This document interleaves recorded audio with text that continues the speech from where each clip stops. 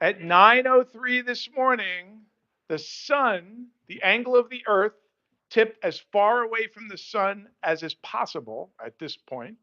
So, what that means for us is that today is our longest day of darkness, or the least amount of light. So, if you think about that, if the winter solstice marks the deepest darkness of the year, the deepest darkness of the year, you know what that means? That every day from here on, we are blessed by more and more light, more and more light. So it's no coincidence, you think, that Christmas was placed in this part of the calendar, a time when the light of the world, the Son of God, came into the world, into the darkness of the world, the darkness when Jesus was born, and the darkness of our day, too. So we see this darkness and this light, this pattern emerges in our life, but it's throughout the Bible. When I reflected on this, think about this: creation. Out of darkness comes light.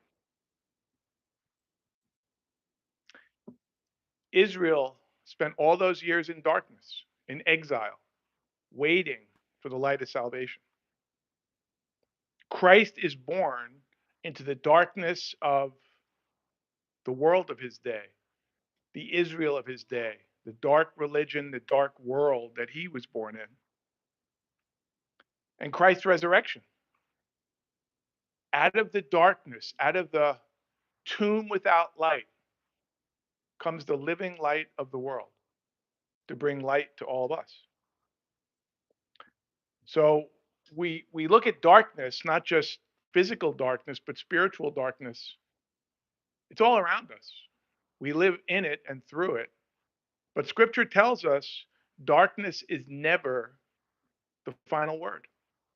Darkness is never the final word. In fact, having been to art class with Tracy this week, I'd say this, and I'll use an art analogy now that I'm an artist, that darkness, I won't go into all the details how Tracy taught me to, you take a white, you take a white canvas, you have to put color on it before you start painting. And I think the darkness in the Bible is the canvas on which God is painting his plan of redemption. So as we look to Christmas, we think of darkness and the light coming into the world. So let that be an encouragement to us, not just in God's plan, but that when the world is darkest, God draws near. And when our strength, our own strength fails, grace appears. And when hope seems thin and all seems dark, the light that's actually in us, the light of Christ, it rises to the surface and it illumines our next steps. So let us put our faith and trust in the light of the world as we point to Christmas, the coming of that light, breaking into the darkness. God with us, Emmanuel.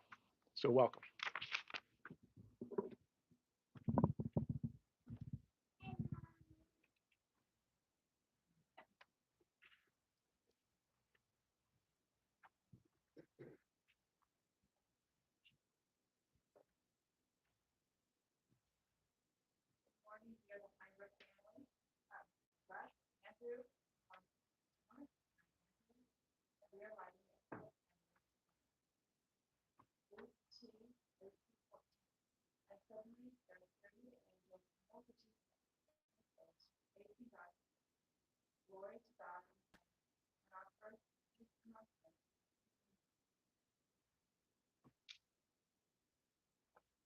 Throughout history, God has sent his angels to deliver important messages to prophets, kings, and shepherds. When the angels appeared to the shepherds and delivered the message of Christ's birth, they suddenly broke into glorious worship, bringing praise to God. The shepherds not only heard the message of Christ, they were able to get a small glimpse of the worship that takes place in heaven.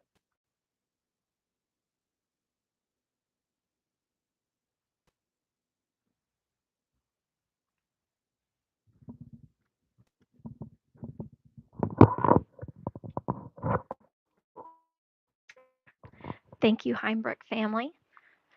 We're going to open today in honor of our angel candle with Hark the Herald Angels Sing.